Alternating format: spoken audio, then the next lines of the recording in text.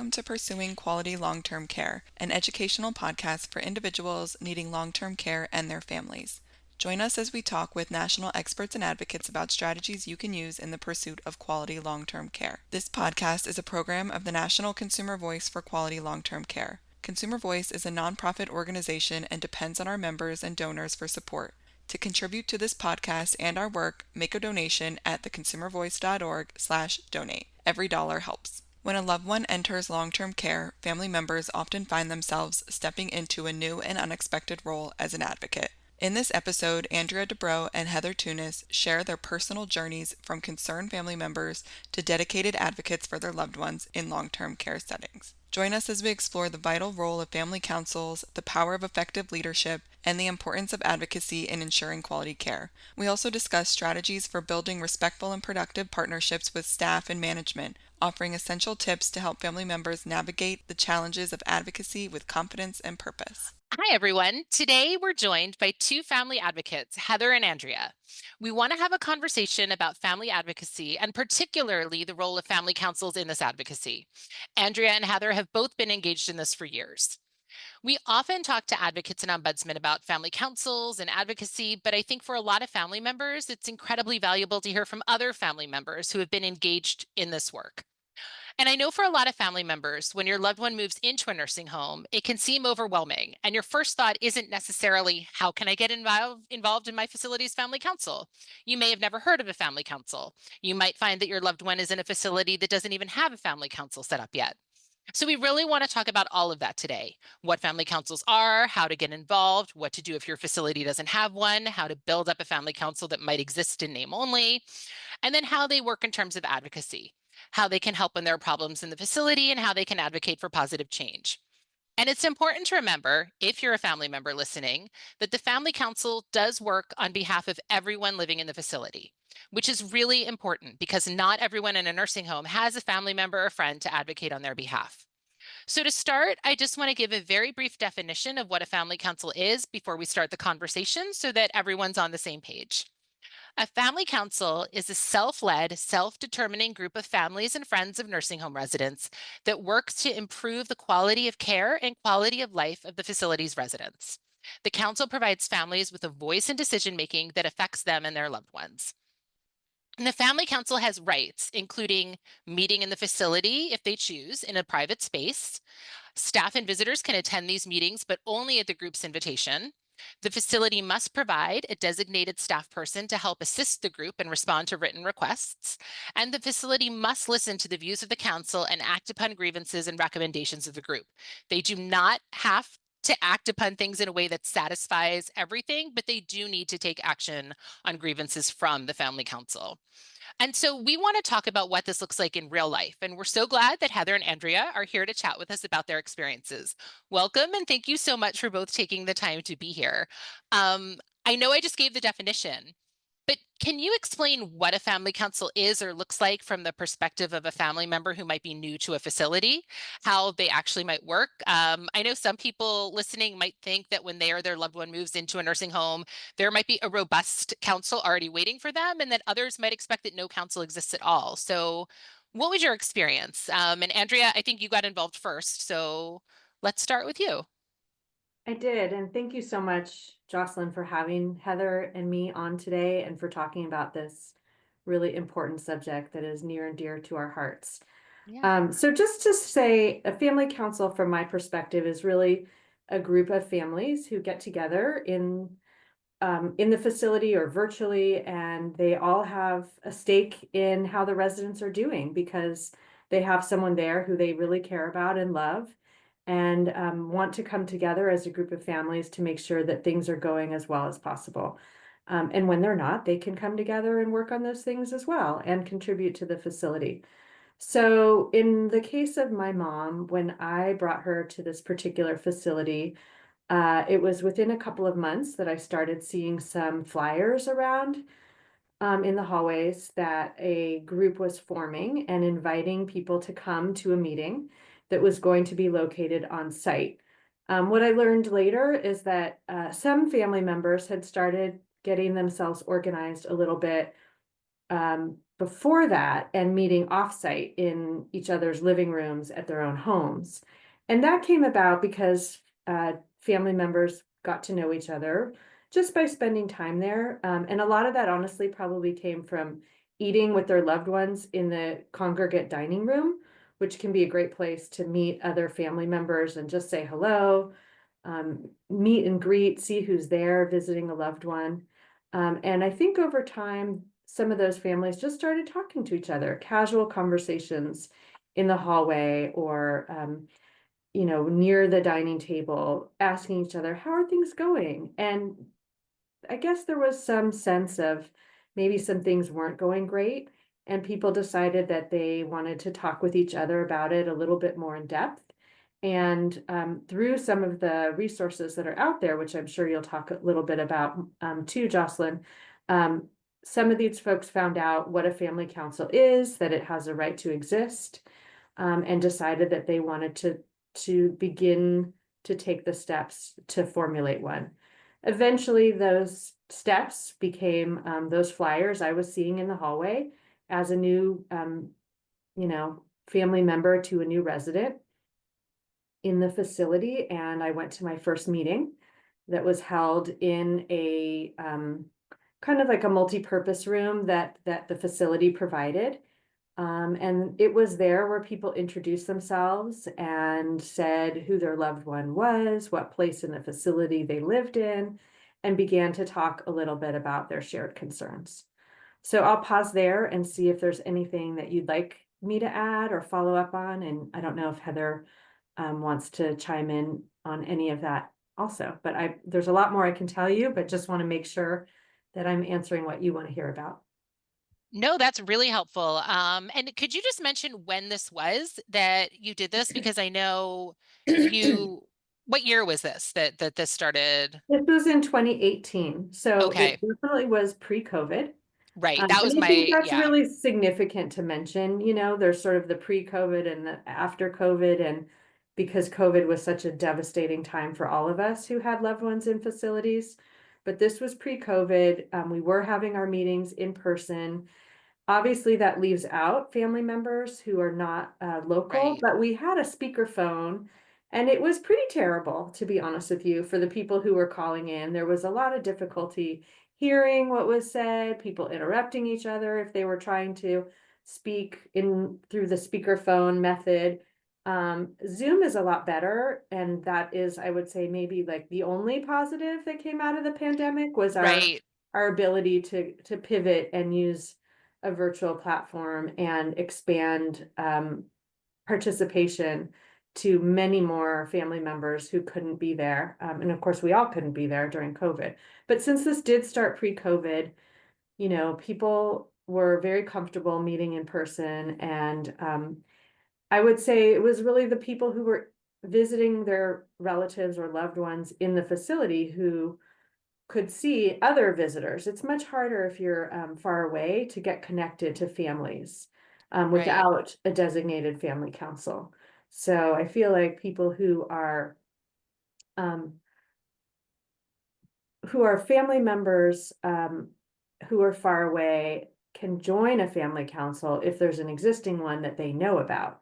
And it's an incredible opportunity for them to be more connected to other families that they would never have a chance to even know who they were or what their concerns were. So as a space, whether virtual or physical space, to come together and hear what each other are concerned about and really focus on what are the mutual concerns, that's where a family council can be significant in helping identify mutual concerns that are affecting multiple residents in a facility, because everybody's got their individual stories and their unique set of challenges and circumstances. But when you start hearing common issues, common Right. concerns, common complaints, commonalities with lack of attention around access to care or information or staffing concerns,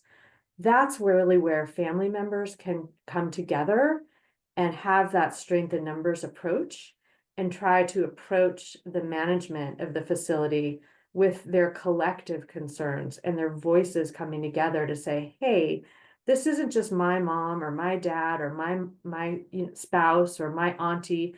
This is affecting a lot of us, and we need to come together and make some changes. So that's really I'd what like a to family add council a could little bit, be. though, on the topic of sort of emerging a family council. You know, what a story that Andrea told is really that the family members they are the origin story of the group, and they weren't Right. necessarily informed about by the facility that this existed. And so we Right. came into the facility a few years later, 2021. We are at a distance, so the Zoom function was really vital to my sister and myself getting involved. But I think one of the challenges in starting or being a family council is the facility, even though, as you described at the beginning, Jocelyn, that they're really responsible for supporting and Hmm. the family council, in a moderate way. We may have been told that there was a family council, but you're so overwhelmed when you're doing Right. all the entry paperwork and 55 pages of documents to go through and sign, etc. I think that the way I got involved was by seeing a sign. And even though we lived remotely, so that, the remote or the Zoom meetings was really a benefit. But I think that's another point worth making for smaller facilities or ones that do not have a family council, that how are they going to get the information? So Right. through, National Consumer Voice or through other sorts of resources. But I think that the whole field, this particular role of family members and responsible parties is increasingly important and significant. And we do need to find ways to make this forum more visible. I think that's a really good point. And this is something, I heard a lot about during COVID, where family members, I think we're for the first time, not the first time. I mean, I know before COVID, people were concerned sometimes about issues in their loved ones' facilities.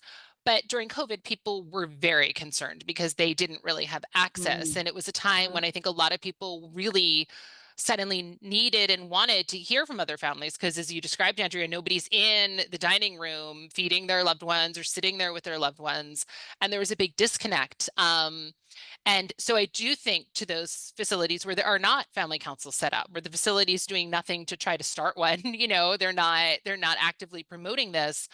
I remember talking to a woman back then in 2020 who collected her mom's laundry and stood outside the facility after collecting the laundry, waiting for other family members to come by and handing them a piece of paper with her email address and phone number on it saying, let's talk to each other.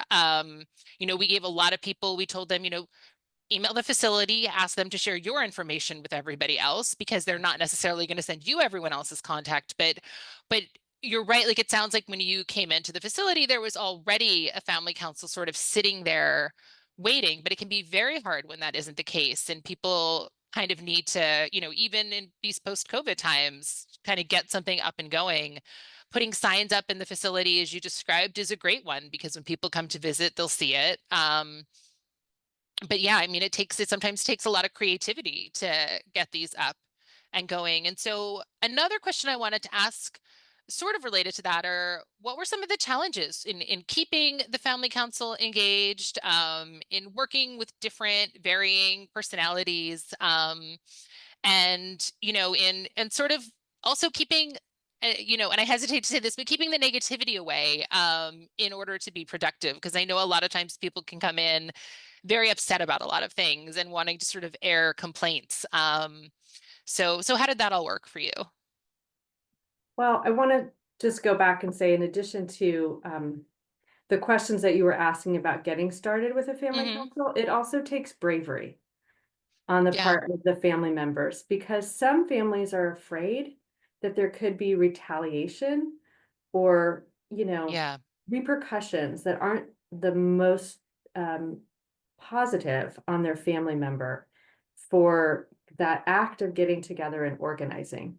So when I talked about people meeting offsite in their living rooms at first, part of it, I think, was that fear of, is it okay if we talk to each other? And is the facility going to feel threatened and possibly, have some negative repercussion towards our loved ones. So that's not okay. That's not allowed to happen according to the law, but it doesn't always make that fear go away. Right. So I just wanted to add that piece. No, that's a really good point.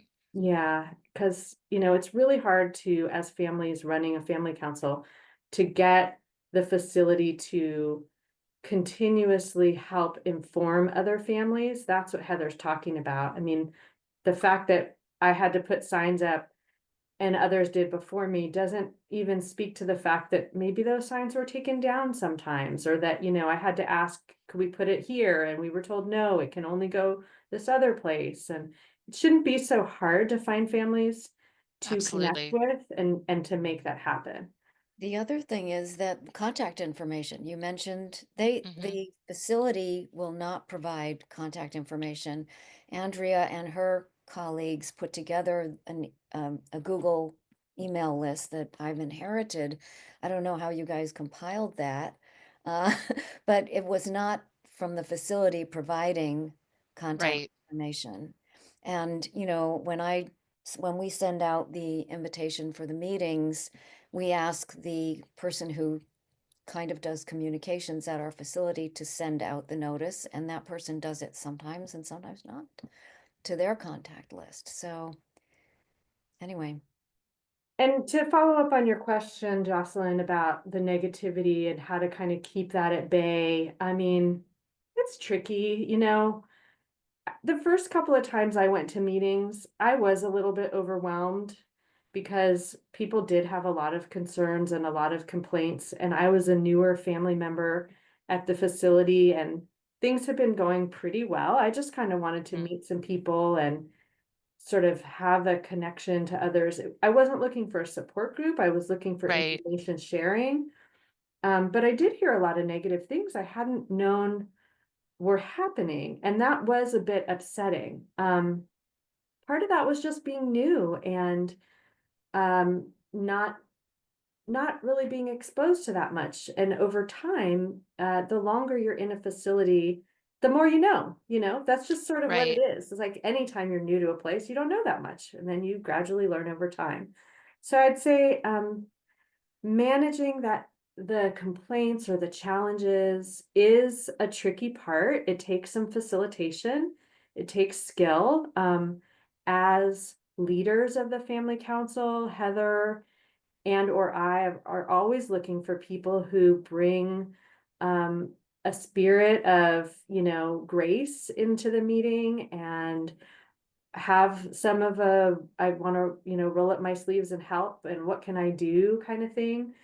If you don't sort of capitalize on that and support that kind of behavior and attitude, it's going to be hard to sustain the family council over time, because Right. there's always turnover in family members being a part of the group. And that's based on the sad fact that a lot of the residents are there for their last months, years, or sometimes days, and life ends for them. And so then families move on.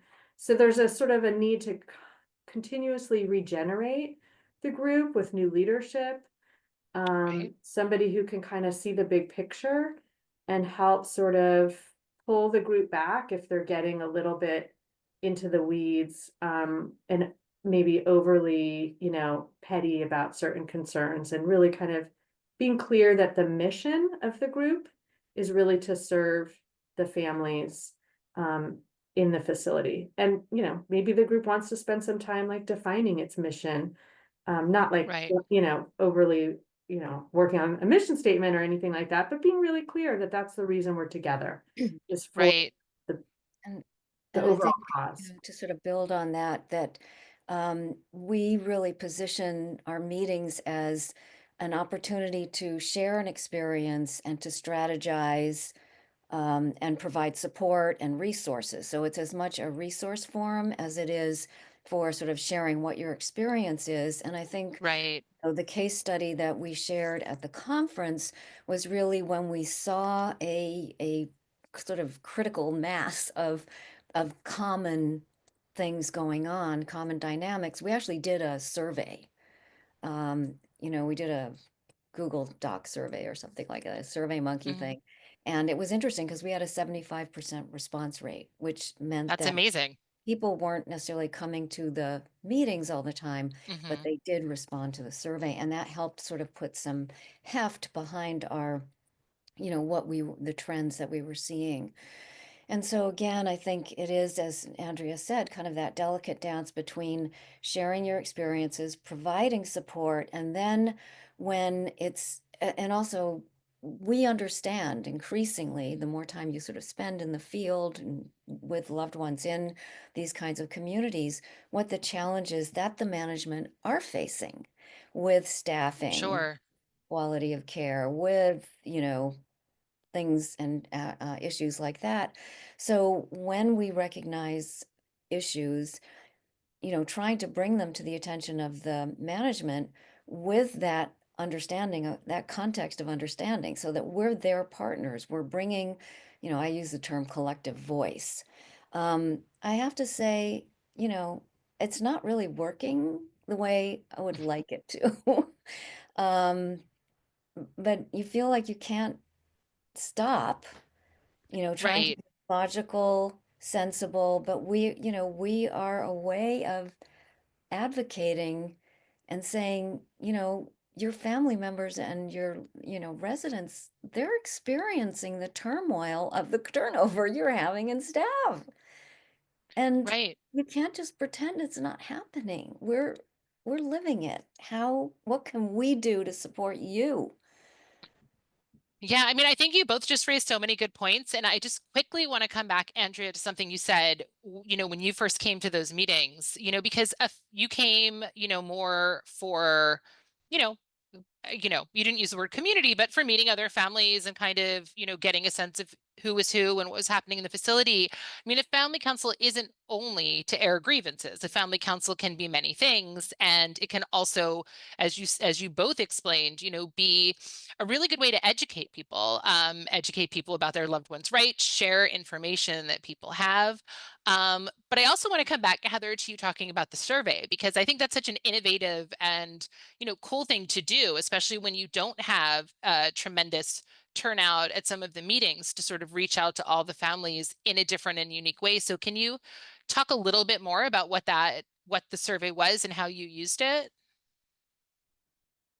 Well, in that case, Andrea was the chair at that time, and there were the site had recently been uh, assumed under a larger entity, Hmm. and it was during COVID, which was a challenging time, on all fronts for residents, for family members, and for management. But there were a number of sort of common issues that were just cropping up.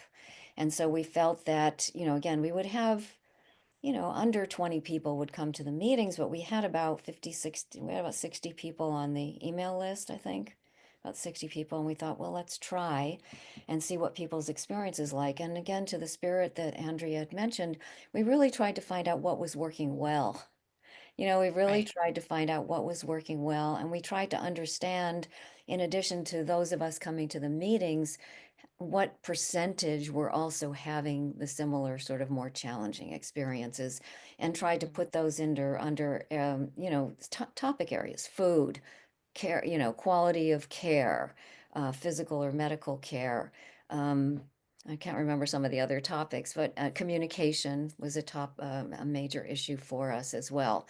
And so we tried to create like 4 or 5 sort of very focused topic areas to learn more about and ask the kind of questions you ask in a survey so you could see percentages so that we could Right. identify which issues had critical mass and which didn't. And again, we asked about the positives as well, so that we could sort of tell, what's working well and what are things that really matter to people that are challenging for them. Does that kind of help? Yeah, no, I think that's great. And I think what you just said about looking at what's working well is really important, because as one of you mentioned earlier, you sort of saw this as you like partnering with the facility to kind of work towards common goals. And I think that's a really good and important way to look at it, instead of sort of us against the facility. It's like, how can we work with the facility to make things better for everyone here? And so, that idea of, look, these are the things that are going well, and this is what needs improvement, or this is what people need help with or are having the most issues with, is a really good way to frame it. And again, I think that's a great idea for anyone listening who is a family council, to sort of ramp up engagement. I mean, we do that at Consumer Voice, where we have our Consumer Advisory Council, where we talk to 15 people living in nursing homes and long-term care throughout the country regularly every month. But then we do surveys to get a wider view of what's happening with other people living in long-term care and what are their experiences, so that it's not so narrow, only the 15 people showing up at your family council meeting are complaining about these things. No, actually, it's a much larger group that's experiencing these issues. So can you talk a little bit about, and I mean, I think some of this has sort of come out as you've been talking, but some of the benefits to both of you as you became active and involved in the family council? How did it sort of help you, during the time that you were engaged? I'd be happy to start, and then Yeah. Heather, I'm sure you can jump in too. I think for me, it helped in the overarching time that I was at the facility with my mom, in terms of both knowing that I wasn't alone, because it can be a very lonely experience to visit a loved one in a facility, depending on if you've got other family members who can go with you, or other friends, or it just helped, I think, cut down a sense of isolation as a family member Mm-hmm. trying to navigate in a facility. And so I found out other people were dealing with the same concerns or navigating the same things that I was. So I think it helped to just sort of orient me to different things that I might not have found out about for a longer period of time, because somebody could tell me, oh, for example, like there's a dental hygienist who can come into the facility and take care of, a teeth cleaning for your mom, or that kind of thing. So lots of little, I would say, like tips and tricks I might have learned quicker than having Mm-hmm. to figure it out on my own. I became pretty good friends with some different people there, and really got a lot of respect for, or developed a lot of respect for, the different types of care providers that there are amongst family members. So if I had to go on vacation and I couldn't see my mom, for a Mm-hmm. period of time, somebody who was there every day could, send me a text and say, hey, I saw your mom today. She was eating fine or doing great. So just Right. that kind of psychosocial support as a caregiver was really important. And then I would say things like using the survey and data from it Mm-hmm. helped elevate my concerns, and sort of justified the concerns that I personally had to the management, because we as a leadership team could say, hey, a bunch of us, as evidenced by this data that shows, X% of Mm-hmm. families who completed the survey find that, this is a concern. It just elevated my voice. And so that Right. really helped give me more gravitas, I think, to talk to the management and administration. And it didn't solve everything, but it did make a difference. We had a new executive director at that time when we were doing the survey, and we shared our data and our findings through, we did a slide presentation and compiled everything. We shared those with her, and we shared those with the CEO above her as well, Great. letting her know that we were going to do this, but it gave Mm-hmm. us leverage to advocate for change. And some changes did happen. Not always enough, and not always everything that we would like, as you said in your introduction, of course. But I think it did help move the needle on some things. And ultimately that was better for my mom. And that's why I was Right. there, and ultimately, like, it's really about the resident. And so is the resident getting helped by this? And in my circumstance, I think that she was. So I'll pass No, it on to you. that's great. And Heather, I want to give you a chance to answer the same question, but one of my next questions was going to sort of be about how the advocacy helped, or how you use how you use the family council to advocate. And it sounds like there were instances where it was positive. Not all, as you both noted, but that it was overall a net benefit. And so Heather, I just want to give you a chance to answer the same question. So the question was about the value to me, Yeah. Hmm. going back and forth on my top here. Well, I think very parallel to what Andrea was saying. I think that when my sister and my mother moved in, and my sister and I found out about the family council, we sort of didn't even hesitate getting involved because we felt it was an important component of the whole experience of being in a long-term care facility, and really, we're impressed and enjoyed getting to know the people who were involved with it as well.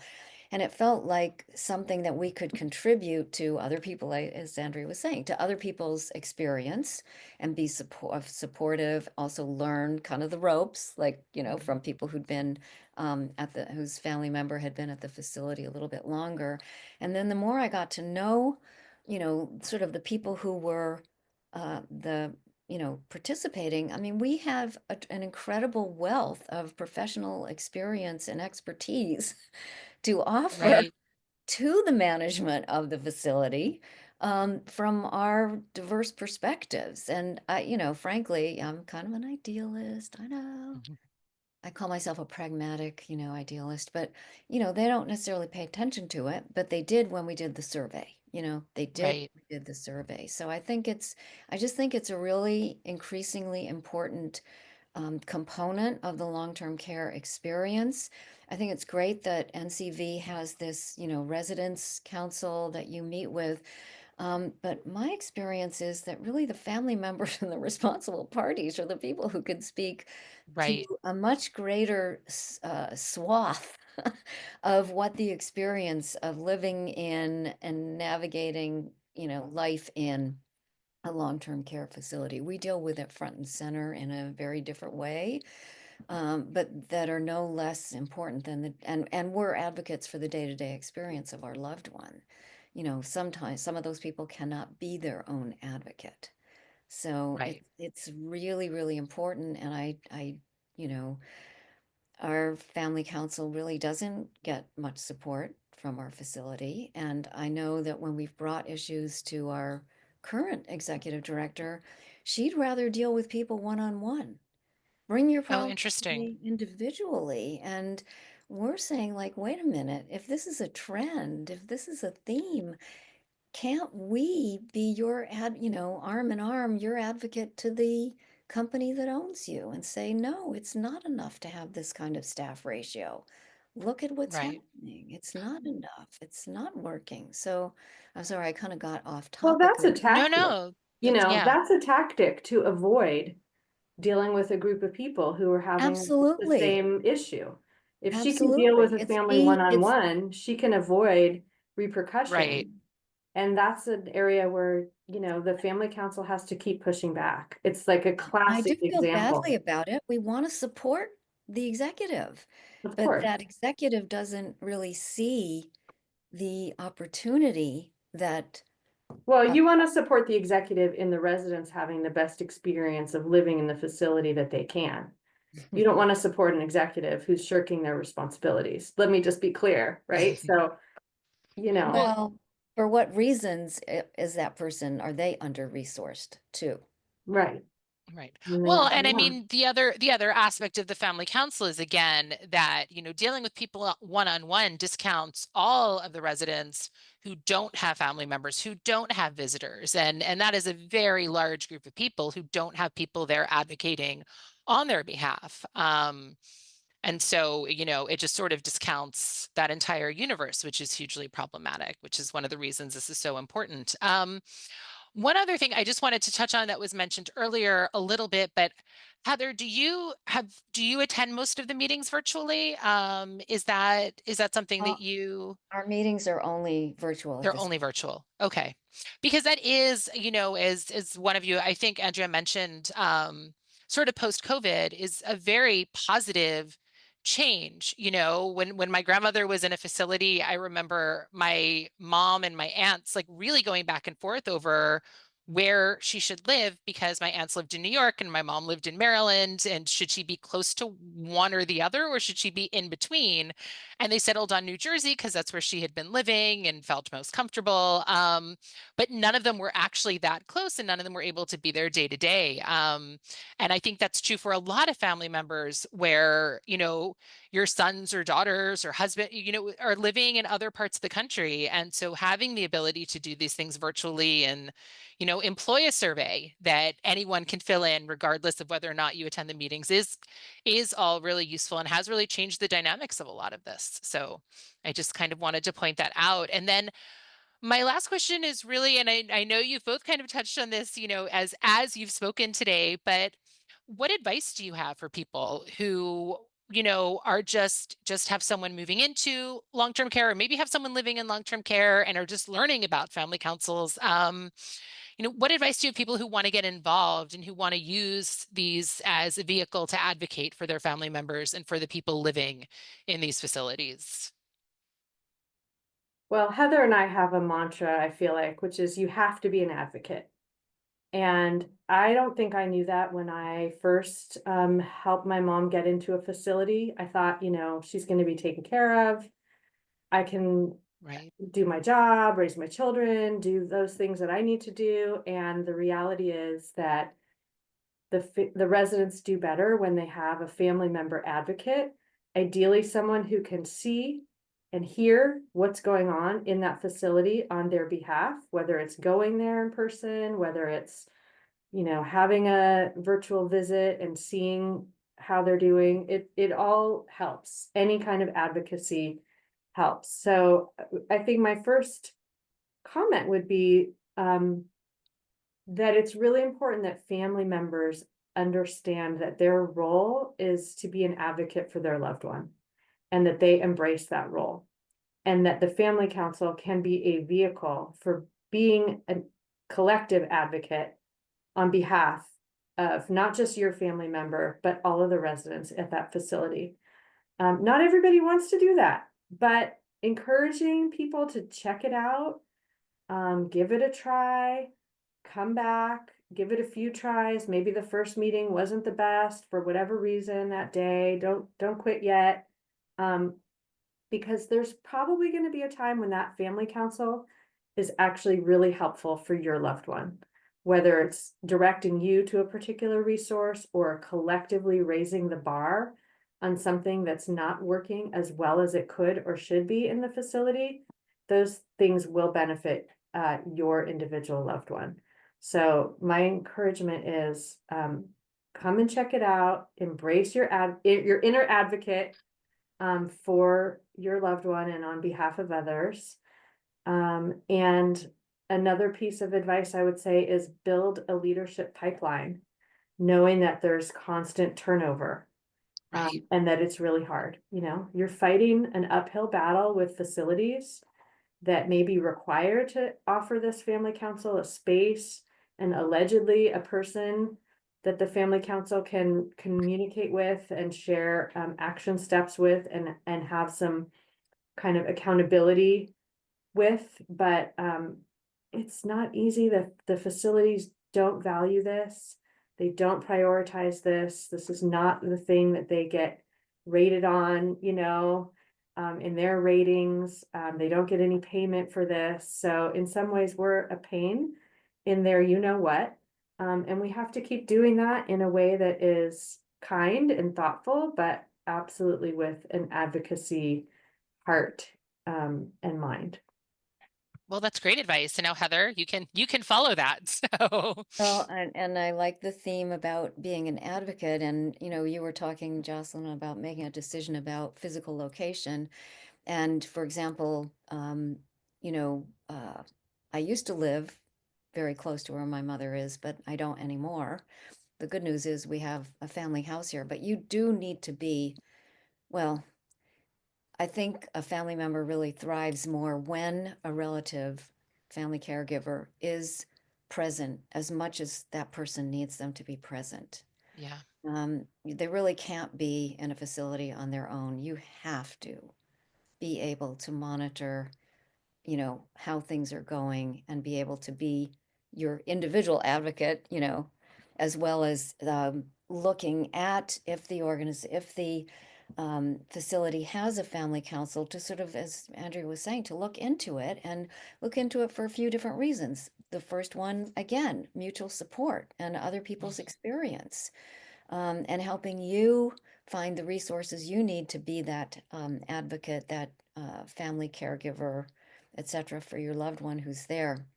And then when there are, so it's a support system, it's a way to meet others, and just there is a lot of, collegiality is not quite the right word, but people are very friendly with each other. You see each other in the dining room. They do look out for your loved one when you're not around, or send pictures of an event that they were at, a lunch that they were at that you weren't at, and stuff like that. Those lovely things happen. And then also to help people feel that they are not so alone when they are having a specific kinds of experiences and challenges. I do think it's an important, forum and opportunity to recognize kind of the trends and themes at the facility. Again, to try to communicate back to management, like, we're noticing this. Is there something we can do to support you and be your Right. advocate? Do we need to do more fundraising for the staff position? In our facility, it is a nonprofit, so they do fundraising that supports some of the life enrichment activities or the art program. But sort of, having it be a way for another sort of support collective, if you will, both for positive things and also to help support you in trying to manage the quality of care and quality of life for your loved one. Right. Well, thank you both. One other thing Heather, that you mentioned a few minutes ago that I wanted to come back to is really not to discount the experience that you as that family member are bringing to the facility. Because as you pointed out, you have people coming from all different facets of life with different kinds of backgrounds and like a lot of unique things that they can offer, both, from their professional life and their experiences. And I think that is another really important facet of all of this. I also just wanted to thank you both so much for being here today and direct people to our website for more information on family councils. We have a lot of resources in our Family Council Center at www.theconsumervoice.org. But again, thank you both so much for taking the time to talk to us about this today. I think it is really important for a wider network to hear from family members who are doing this work rather than just from ombudsmen and advocates who can talk about it sort of from this perspective. Hearing about your actual experiences and how they've worked is just really invaluable. So thank you so much. Thank you for the opportunity. Thank you, Yeah, Jocelyn. We really appreciate it. And let's have a vision of a family council in every facility that's out there. Wouldn't that be absolutely. amazing? It would be, and it should be the way that it works. So yes, that's an excellent vision. Thank you. Thanks for joining us on Pursuing Quality Long-Term Care. This podcast is a program of the National Consumer Voice for Quality Long-Term Care. Consumer Voice is a nonprofit organization and depends on our members and donors for support. To contribute to this podcast and our work, make a donation at theconsumervoice.org/donate. Every dollar helps. And make sure to visit our website, theconsumervoice.org/pursuingquality, where you can subscribe to the podcast, follow us on social media, and find more information and resources. If you enjoy the podcast, please rate, review, and subscribe. Thanks for listening, and we'll see you next episode.